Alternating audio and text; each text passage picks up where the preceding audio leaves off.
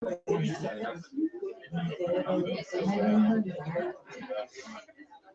muy buenas tardes. En nombre de Librería Bonilla, damos la bienvenida a esta presentación de Suicidio Invisible, escritos por encargo de Carmen Villoro.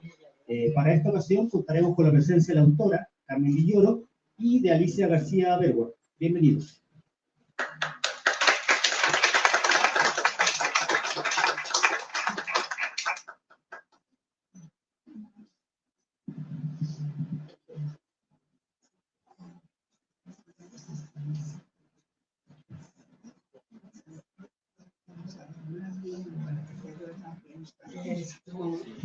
Le dediqué un pequeño texto a mi querida Carmen, que les voy a leer.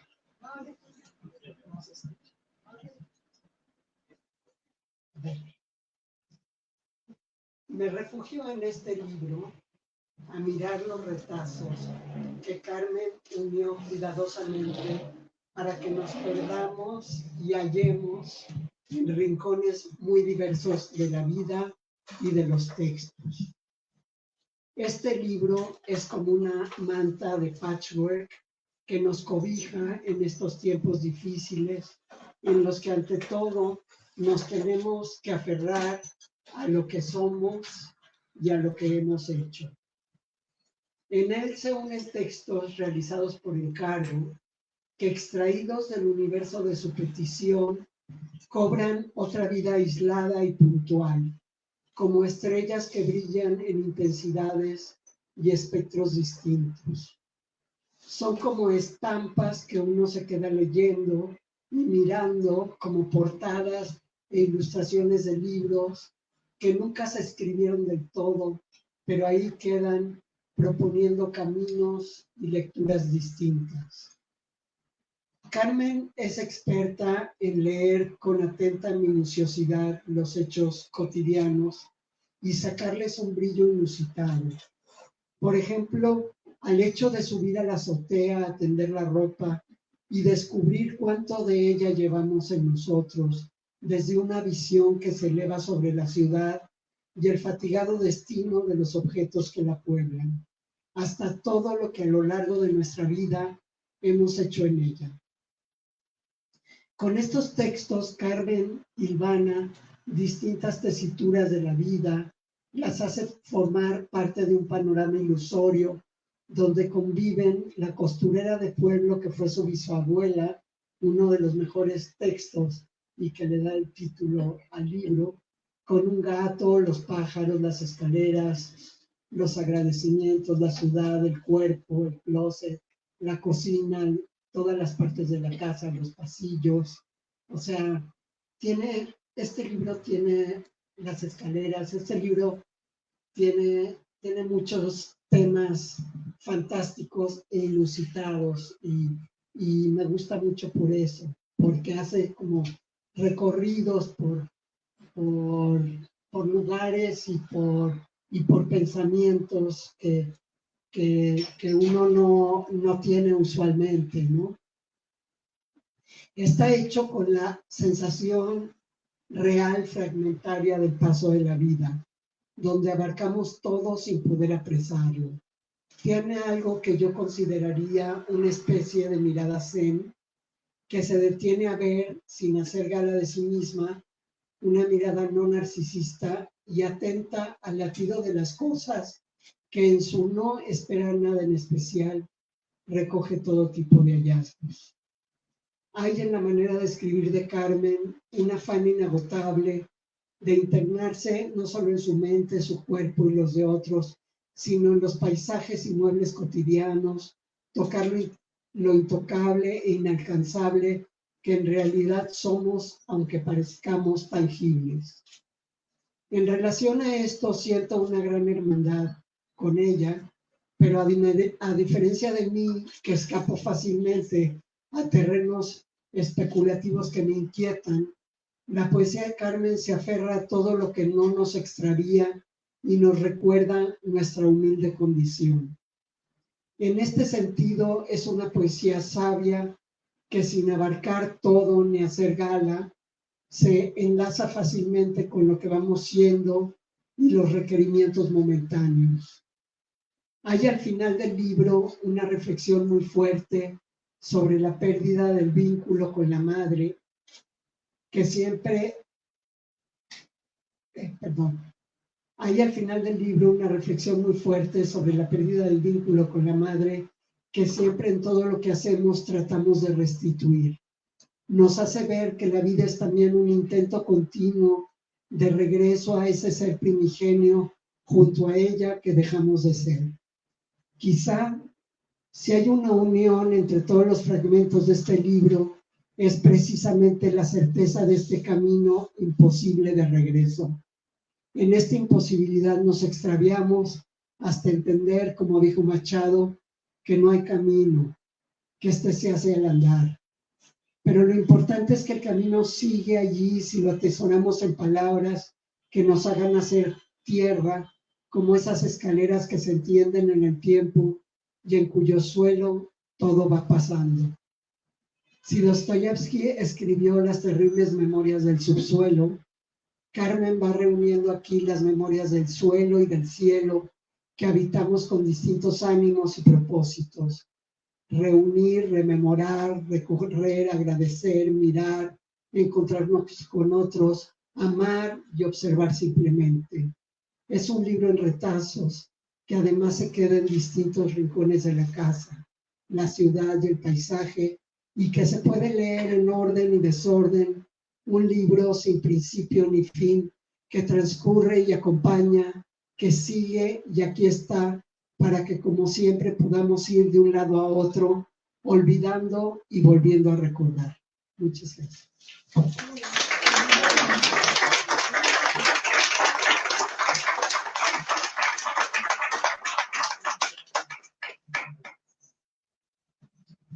Pues muchas gracias a todas y a todos los que están hoy aquí acompañándome. Muchos amigos, todos amigos de diferentes lugares, tiempos. Veo amigas de la infancia, de la adolescencia, de la madurez y de la vejez, la mía. Gracias por estar aquí. Bueno, gracias Ali, porque siempre Ali hace una lectura muy sensible y muy profunda de mi poesía, y bueno, tenemos muchos años de cercanía, desde la tertulia del Conditori, y ahora pues la hemos seguido y nos leemos, nos comentamos y caminamos juntas en este quehacer poético, y pues su compañía y su lectura siempre es algo que me conmueve mucho, como que la siento muy cerquita. Bueno, pues este es Surcido Invisible. Ahorita que leías, Ali, yo me figuraba un poco que es como un costurero, ¿no? Sí, también tú mencionas estas colchas de pedacitos, ¿verdad? Que se unen. Y bueno, es que tiene diferentes apartados, tiene un poco de todo, es una mezcla de cosas, pero quiero yo empezar leyéndoles una nota que viene al final en realidad, y que habla de un poco por qué el título y un poco también como del espíritu del libro. Crecí con lo que mi abuela María Luisa, hija de costurera, llamaba la dignidad del remiendo, expresión que hilvana elegancia con austeridad. Mi otra abuela, Estela, me heredó la máquina de coser que cuando era niña vi salir mágicamente de una mesita cubierta por una carpeta de encaje de bolillo. Abajo tenía el pedal y a los costados los cajoncitos repletos de botones de todos tamaños y colores.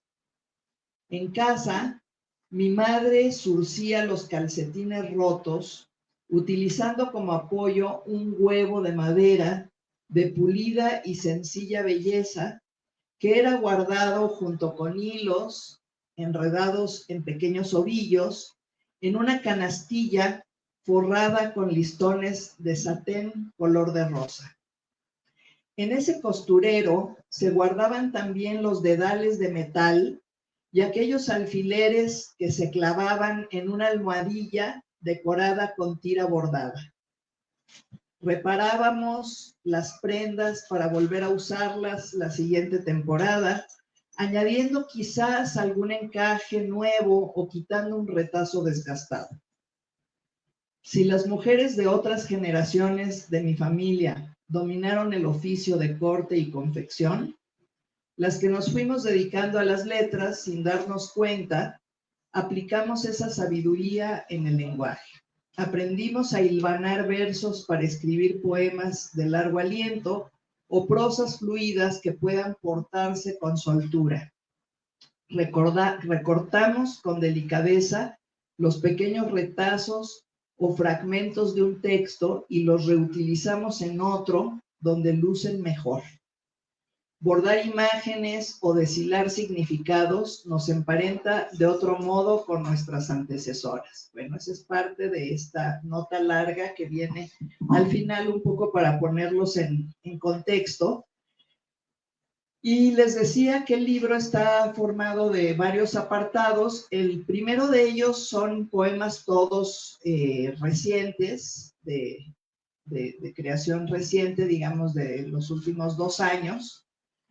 Y que estuve compartiendo con los amigos de la tertulia un poquito más, ¿no? Porque fue desde la pandemia, hasta el 21 fue que yo empecé. Bueno, más o menos son poemas de entonces para acá. Y luego, y por eso tiene un doble título que se llama Hechuras por encargo también,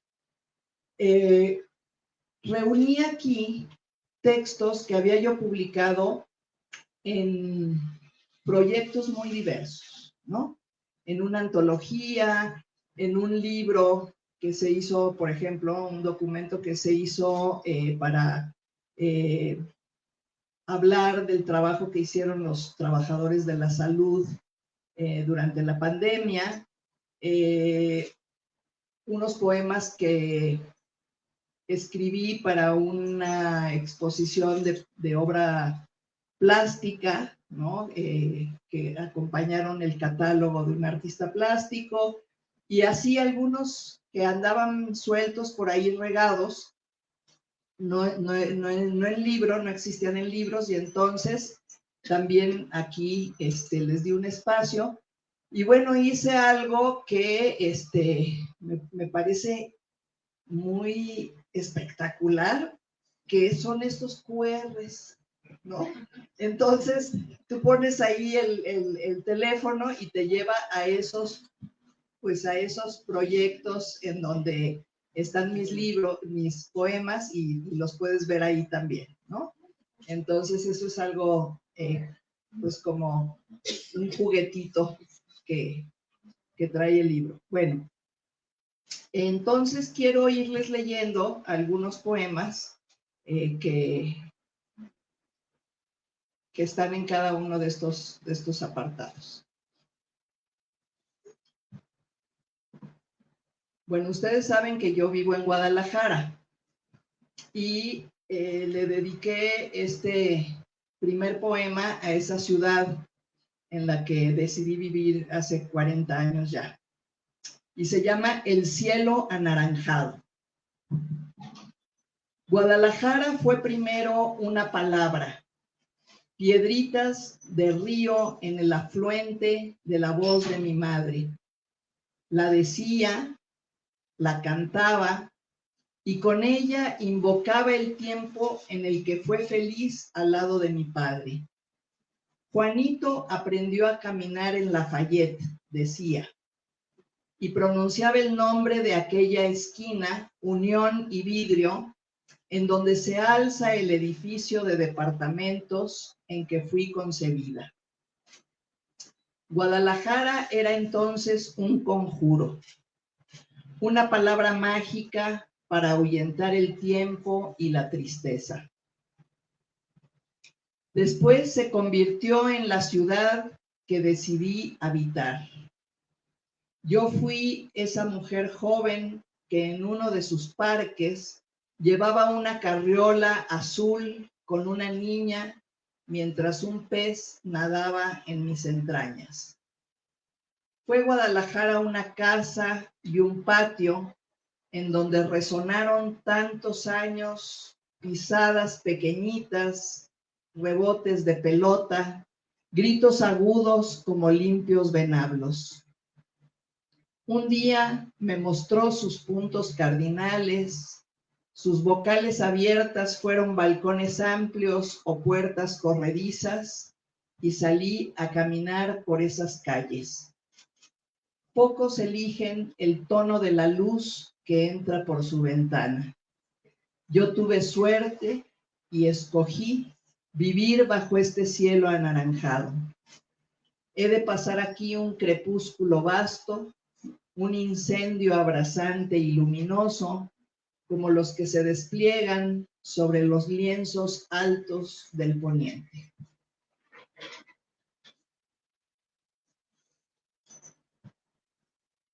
Bueno, voy a leerles este otro que se llama La bicicleta.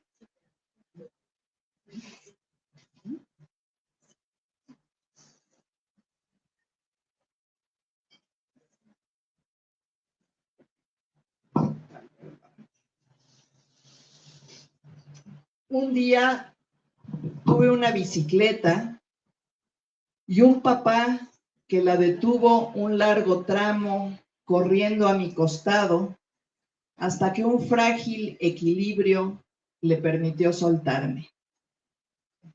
Algunas veces la risa del verano cayó sobre mi cuerpo al chocar contra un árbol. Muchas otras me raspé las rodillas y le torcí las ruedas. Un día tuve una juventud que expresó su delirante algarabía sobre una bicicleta. Los brazos levantados, apretados los puños, el manubrio apenas controlado con un toque sutil de las rodillas. La marcada pendiente ante mis ojos, la vida que se cruza en una ráfaga.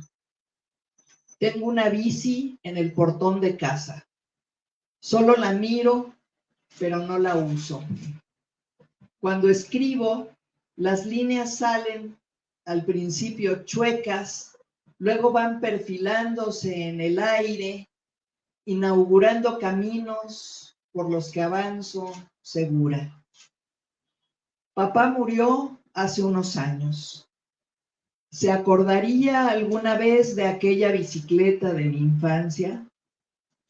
¿Qué pensamiento habita el corazón de un padre que da ese empujoncito, ese coraje íntimo y certero, ese amuleto?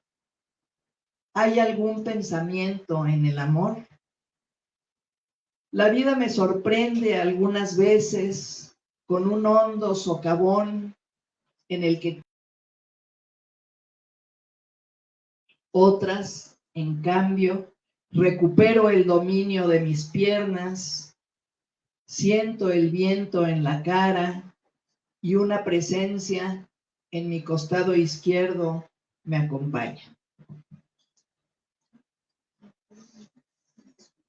Ay, qué sudar. Bueno, Lee las escaleras. las escaleras. Sí, es uno de mis favoritos. Muy bien. Sí, aquí Ali me aconseja que lea de esta parte que se llama La vida en crochet.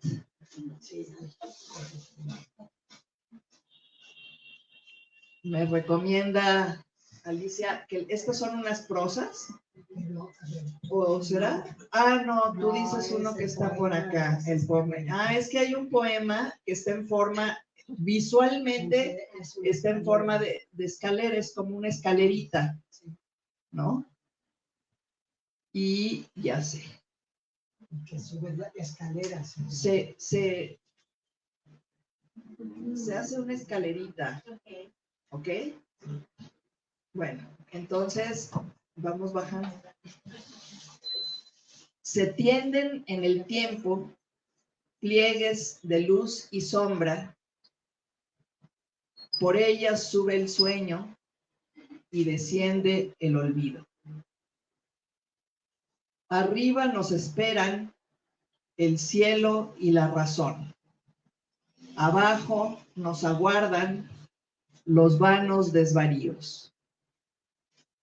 En ellas no se habita, apenas se transcurre. Todo pasa en su suelo, ecos, los días, la vida. Escalera cualquiera, así la más sencilla, nos vuelve visitantes de templos interiores. Volar es un anhelo, caer es nuestro miedo. Las escaleras tocan la cima y el abismo.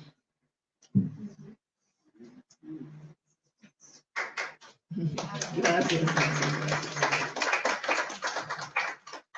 Gracias a mis amigos poetas que están aquí, varios de ellos y de ellas. Gracias. Bueno, y creo que les voy a leer una de estas prosas del final, no la de las escaleras, porque ya leí de otras escaleras, sino que creo que voy a leerles la azotea que tú mencionaste. Estas son unas prosas, ¿no?, que vienen al final. Yo creo que la prosa es algo que siempre he visitado en mi trabajo poético. La prosa poética es algo que tiene un lugar importante. Algunas veces resulta incluso hasta una especie como de crónica o de estampa y se aleja un poquito de la poesía. Y así. Bueno, la azotea. El trabajo nos hace subir a la azotea. Cargando una canasta o balde, accedemos al espacio más modesto de la casa, el más humilde. Quizá por su sencillez, la azotea nos despoja de problemas vanos, nos obliga a contemplar el cielo, las ramas altas de los árboles. En ella nos llenamos de sol y contagiamos de amplitud. Subimos a tender la ropa, es cierto, pero después de un rato ya estamos asoleando nuestros sueños. Hay algo de pradera y río en la azotea, algo de libertad y de dominio. Lo mundano, lo difícil, la vida cotidiana sucede abajo, en espacios cerrados. Estar arriba nos otorga el poder de las nubes y los pájaros. El cemento gris teje una llanura polvorienta sobre la ciudad. Somos, en ese espacio, solo una parte más del vecindario. Nuestro techo es otro de tantos en un mismo integrado paisaje de cables, gatos y cuerdas, donde se despliega la intimidad de las familias. En las azoteas somos más próximos. Observamos el mundo de los otros y exhibimos sin temor nuestros misterios. Las azoteas igualan. Gracias a ellas nos despojamos de prejuicios. La azotea tiene habitantes inmutables: el tanque, el calentador, el tinaco, las antenas. tras su sobria apariencia, llevan en su interior un complejo y fatigado destino.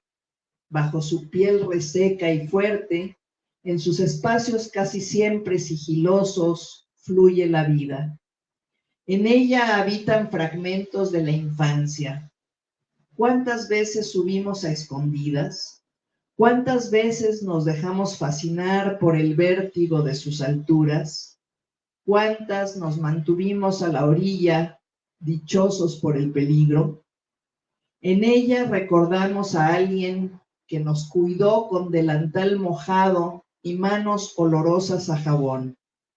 Fue la azotea el lugar perfecto para espiar, esconderse, decir secretos, hacer cosas prohibidas. En la adolescencia se convirtió en la terraza de la soledad, del amor y el desamor, del diálogo con las estrellas. Cuando llueve es un barco batido por la tormenta que no naufraga. En las noches la luna la refresca y bebe agua en sus charcos anegados.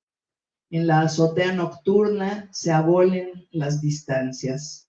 Bajo el manto del cielo todos estamos afortunada o inútilmente cerca.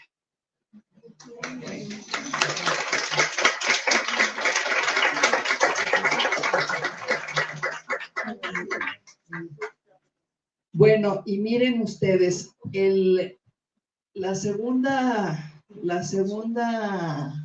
sección, digamos, de este libro, que se llama Tejido con otras manos, está dedicado precisamente pues a otras personas, ¿no? Los primeros poemas son como más autobiográficos, son recuerdos, son asuntos muy personales, y esta segunda sección está más bien dirigida a otras personas que me han importado o me han conmovido, y entre ellas está el poema que le da título al libro,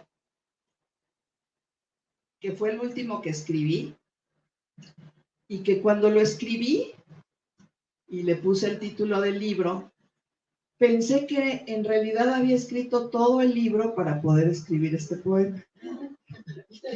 Y que en realidad pues es el poema del libro que me importa por lo que significa para mí. Y surgió de una pregunta que me hizo mi hija Mariana. Me dijo, ¿por qué no sabemos cómo se llamó la mamá de tu abuelita? ¿Por qué nadie sabe cómo se llamó? Porque pues ella, mis hijos me preguntaban, ¿y quién fue la bisabuela, no? Y yo decía, pues una costurera del pueblo, porque así me lo hicieron saber y así lo transmití yo como las generaciones anteriores, y no sabíamos cómo se llamaba. Entonces, ante esa pregunta de Mariana, pues yo busqué y encontré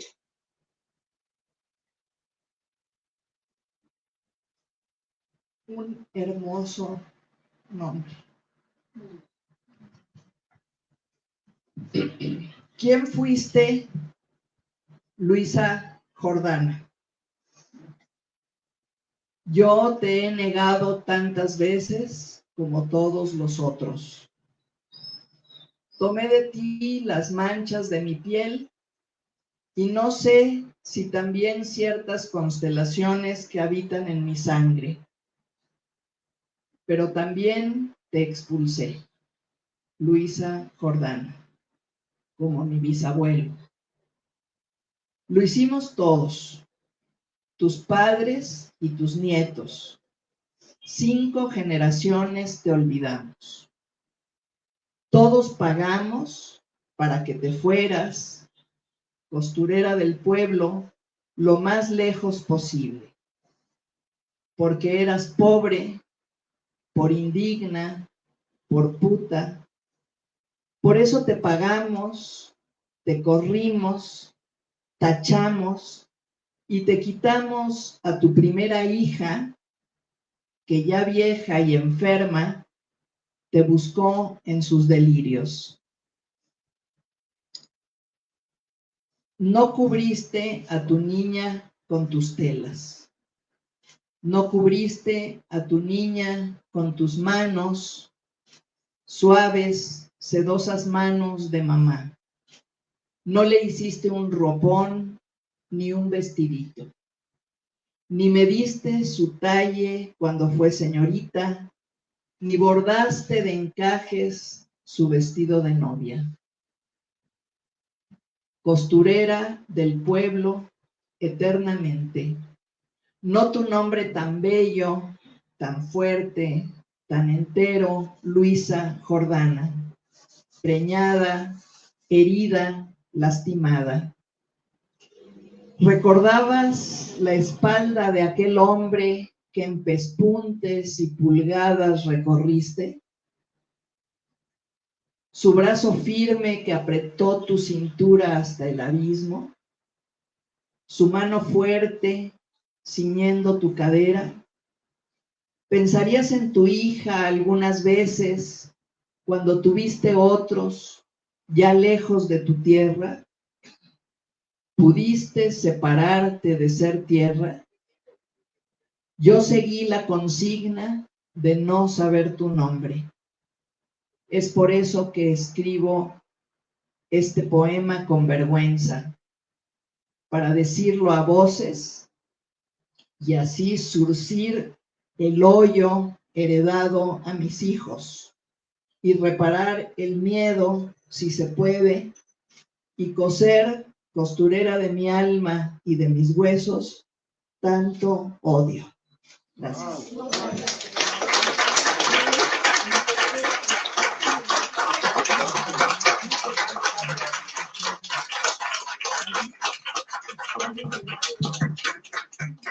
Aprovechando que está Carmen Villoro y Alicia García Verbo acá en la mesa, si alguna persona del público desea hacer algún comentario, pregunta o consulta, hay micrófono disponible. Felicidades, querida Carmen, por este libro tan hermoso que me ha conmovido. ¿Cómo se te ocurrió el nombre tan hermoso? El título. Bueno, el título se me ocurrió antes del poema, pero yo creo que el poema ahí lo venía yo como elaborando poco a poco. Pero el título también alude un poco, es que es un título que se presta para muchas lecturas, ¿no? Para muchas interpretaciones, porque surcido invisible, ¿no? Es algo que se repara, ¿no? Es reparar una rotura, ¿no?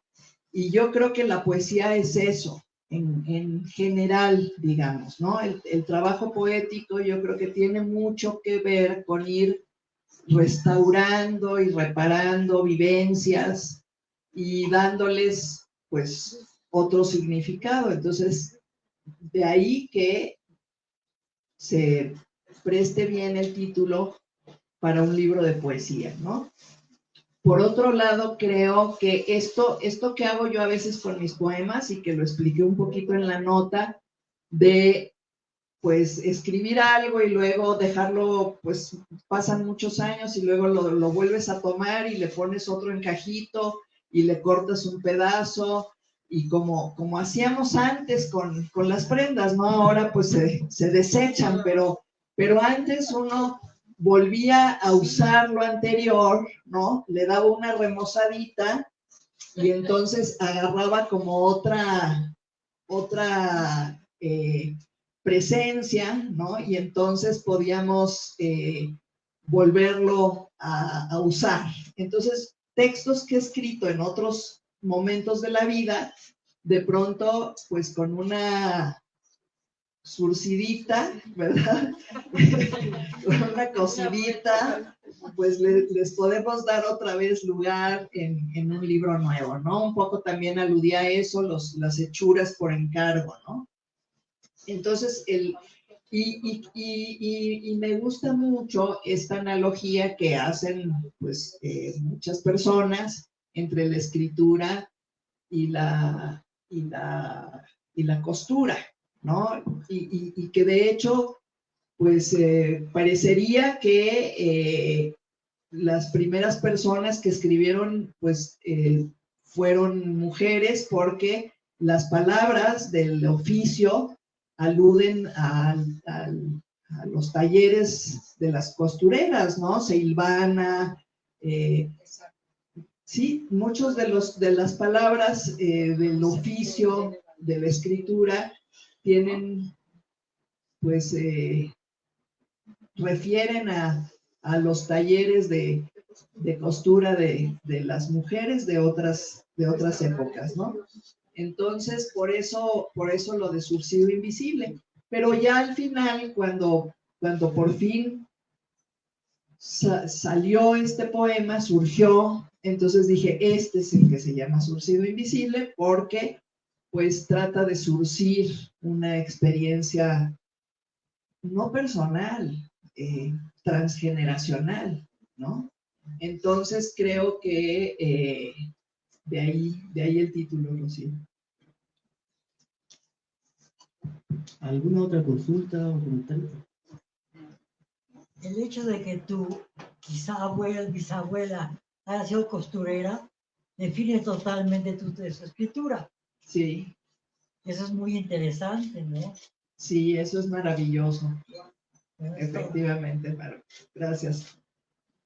Sí, es el oficio de estas mujeres de otras generaciones, pues se convierte en las nuevas generaciones, ya en mi madre, en mi hija, en la escritura. No sabemos coser un dobladillo, pero lo mismo lo hemos aplicado. Bueno, ella sí, mi mamá sí sabe coser dobladillos y surcir calcetines y todo eso, ¿no? Pero también escribir, entonces ella es la de la transición, ¿no?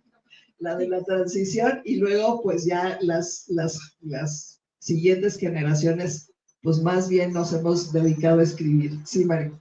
Me acuerdo mucho de un texto de Elena Garro, en donde hay una costurera que le cose a toda la familia y que se está buscando un lugar en toda la casa para poder coser bien. Y la están cambiando todo el tiempo de lugar a la máquina de coser, porque no le sirve. Hasta que encuentra un lugar con plantas, ahí puede ya hacer la costura del texto, ¿no? Sí, la costura del texto.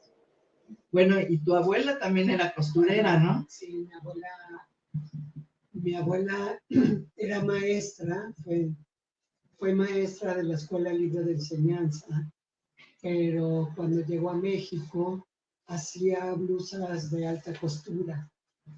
Y entonces yo viví o sea, el departamento de mi abuela pues, era un taller donde yo me las pasaba allí sí aprendí a coser algo, a jugar con los retazos, ¿no?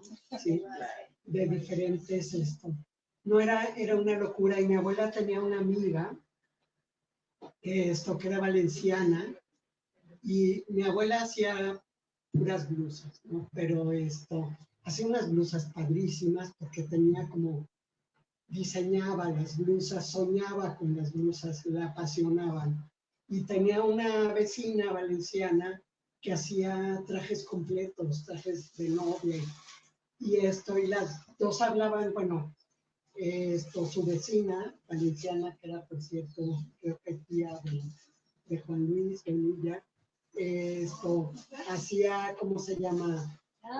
Se dedicaban, hablaban catalán, porque ella hablaba valenciano y mi abuela hablaba catalán, siempre estaba buscando gente con quien hablar en su propio idioma, pero entonces se las pasaban juntas, platicando y cosiendo, pero también, por ejemplo, pasaban cosas como una vez había accidentes porque eso a mí me sorprendía, ya no pasa en México.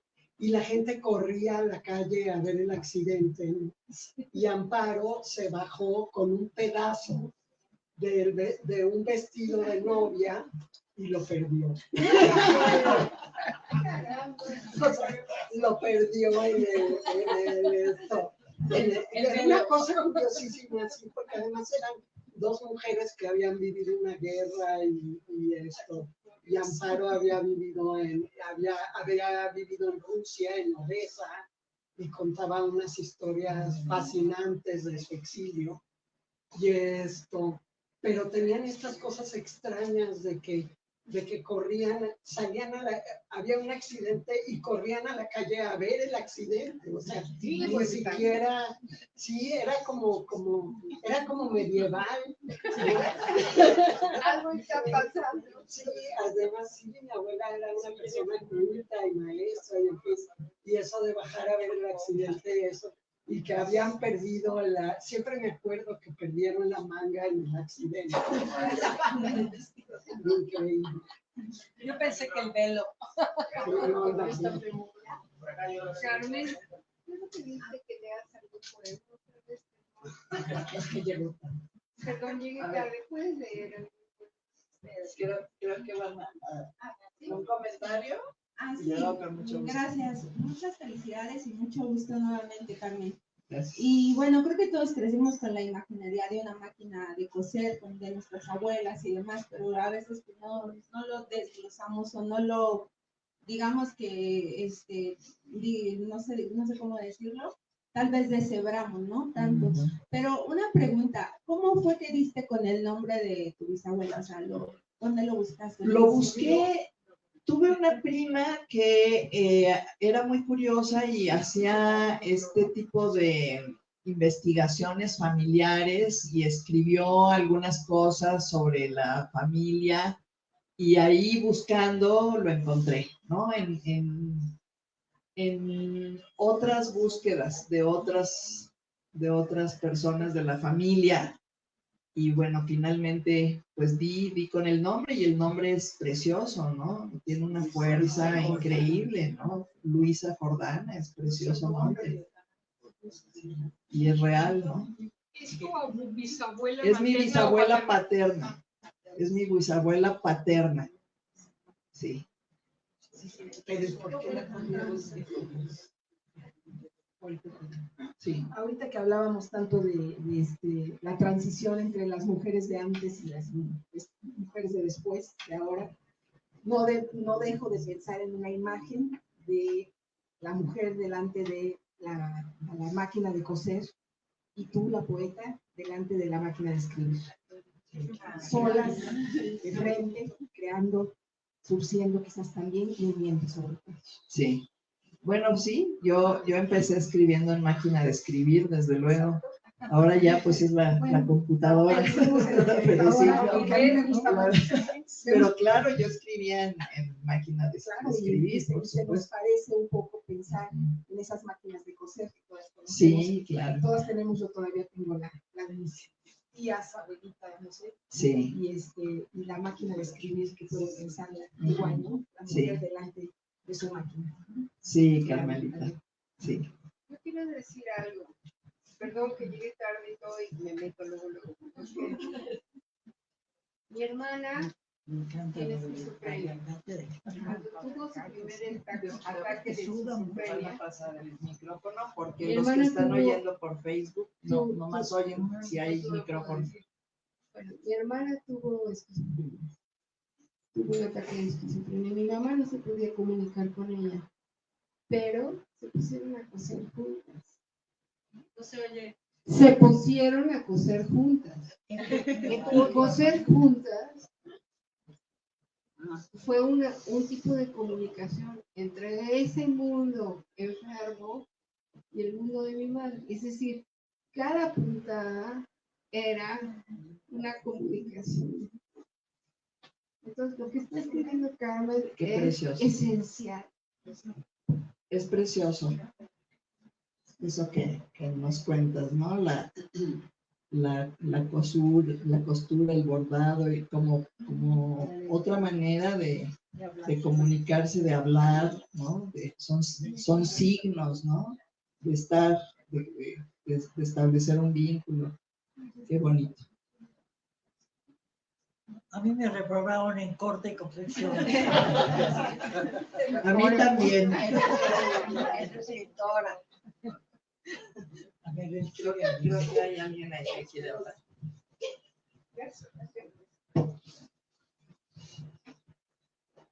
Carmen, qué bellísimos poemas nos leíste y muchas gracias por el regalote del poemario, qué maravilla. Gracias. Tuviste una expresión así, una cara muy curiosa cuando anunciabas que había como un caramelito adicional que eran los poemas en QR.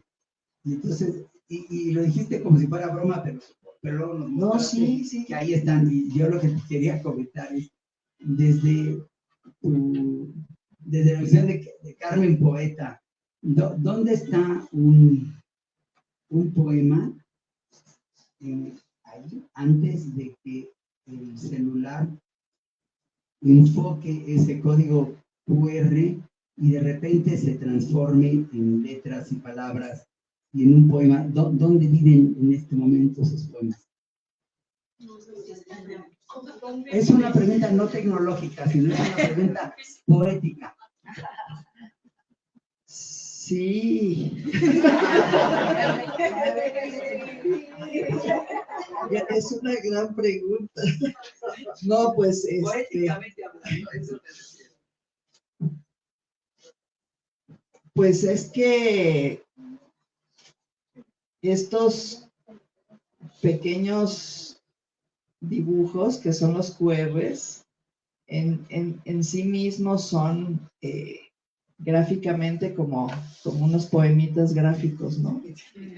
Entonces a mí me gustan como figuritas, ¿no? Que alguien dentro de milenios podrá ver y decir, mira lo que hacían los humanos en ese siglo, ¿no? A mí lo que me gusta mucho es que puedan ustedes a través, y eso es lo que se me hace como mágico, ¿verdad? Y poético también, que puedan ustedes a través de estos códigos, pues ver los otros libros, ¿no? O sea, que está aquí este libro, pero están aquí otros libros también, ¿no? A los que ustedes pueden tener acceso a través de estos signitos, y eso a mí, pues me parece maravilloso, ¿no? Que tengan aquí otros libros que no se ven, pero que están.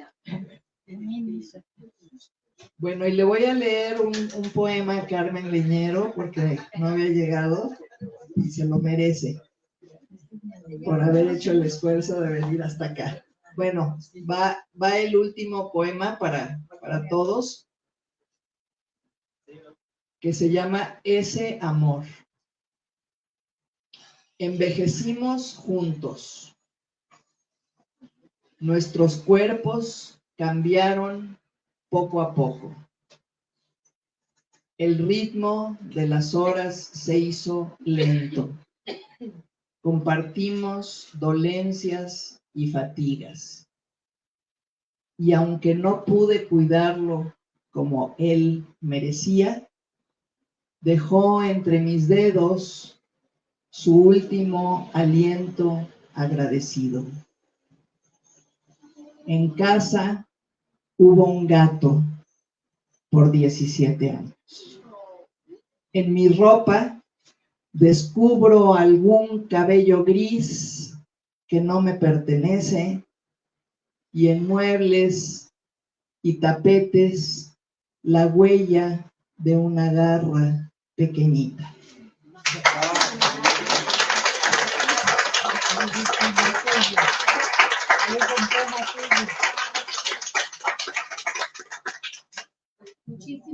Gracias, buenas tardes, Carmen. Pati.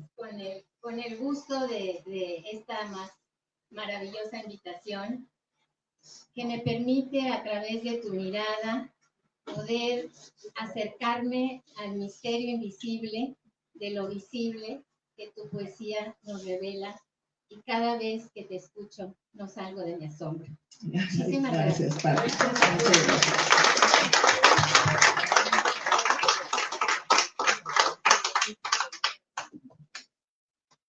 Mamita.